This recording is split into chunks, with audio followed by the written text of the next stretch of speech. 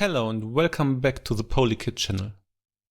Do you know what I really like besides playing around with vintage synthesizers? Exactly, repairing vintage synthesizers. In this video I look into fixing a Casio PT-1 from the mid-80s and how to record samples from it and automatically chop them up into single files.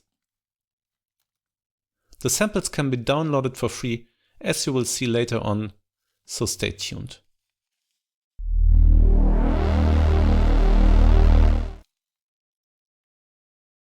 In my latest eBay bargain, I bought two vintage keyboards. It's two devices from the same era, a Casio PT-1 and a Casio PT-20 from the mid-80s. Those are kids' toys, but with multiple instruments and rhythms and the capability to record simple songs, they are quite unique. In this video, I will only cover the PT-1, the PT-20 is for another video. I bought them in an unknown condition, so let's take a look. The Casio PT-1 is a simple monophonic keyboard with 4 different instruments. It has 10 inbuilt rhythms to accompany the player. I think what makes it a bit special is the record function and the one-key playback for recordings. Some of the sounds are actually quite nice. There was a whole range of devices with different capabilities released in the PT series. The devices seem to be in a good condition, a bit dirty maybe, and the cover for the battery compartment is missing on both devices. After putting in some batteries, it seems to be somewhat working, but as you can see, in the tone selection there's only the piano working. I hope it's only the switch which needs some cleaning. Let's open it up.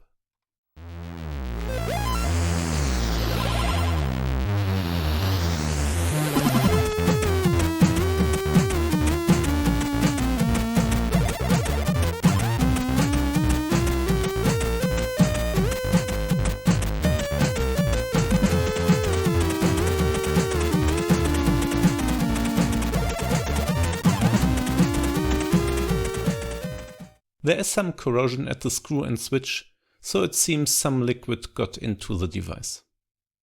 This brings hope that there's only some cleaning needed and not something essential is broken.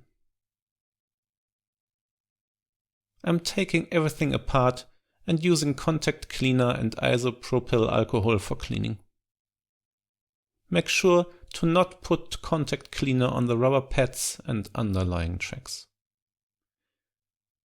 Just clean them gently with alcohol because we don't want to rub off the thin coating on the pads.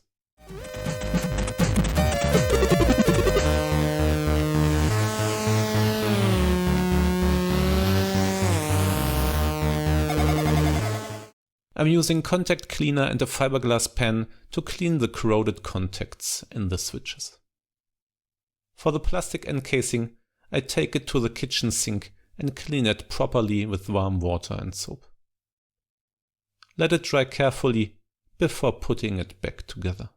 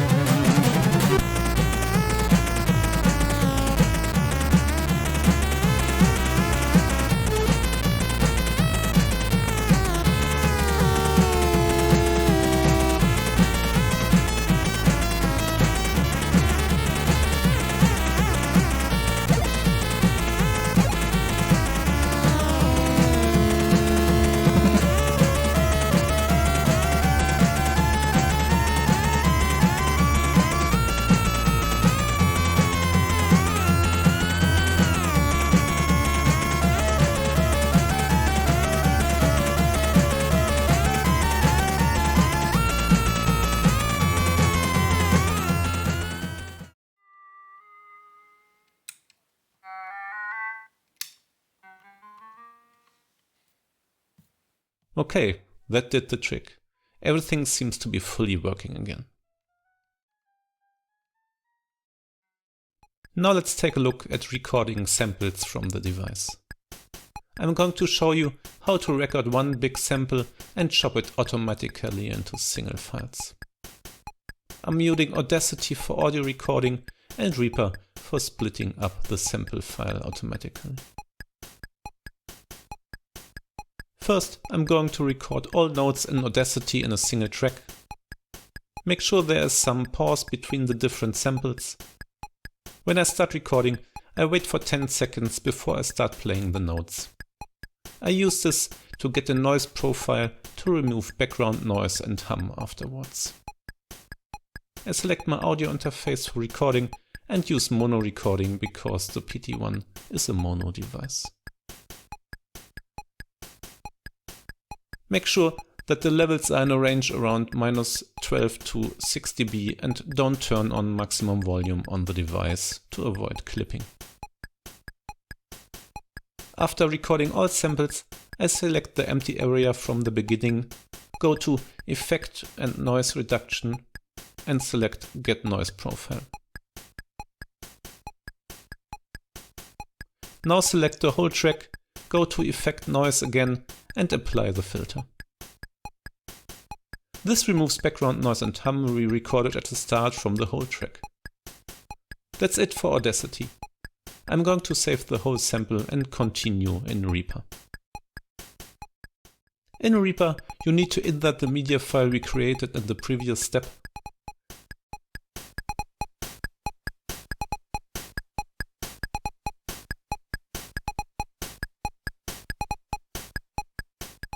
Select the whole track, right-click and select Item Processing Dynamic Split Items. For split points, select when gate opens, closes. For the gate threshold, you need to play around a bit to cover the whole area of the samples.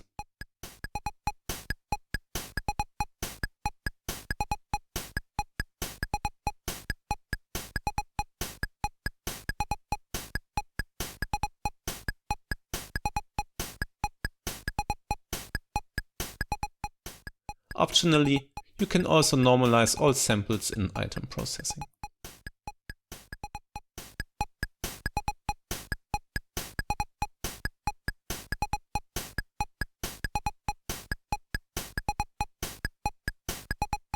To save the chopped up parts, you need to select Action, Show Action List in the menu and choose Batch File Converter.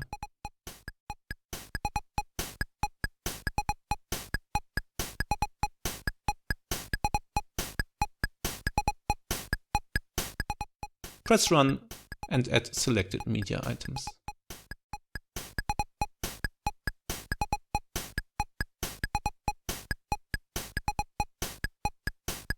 Choose an output directory and adjust the settings to your liking. Click Convert All to export all samples into single files. That's it.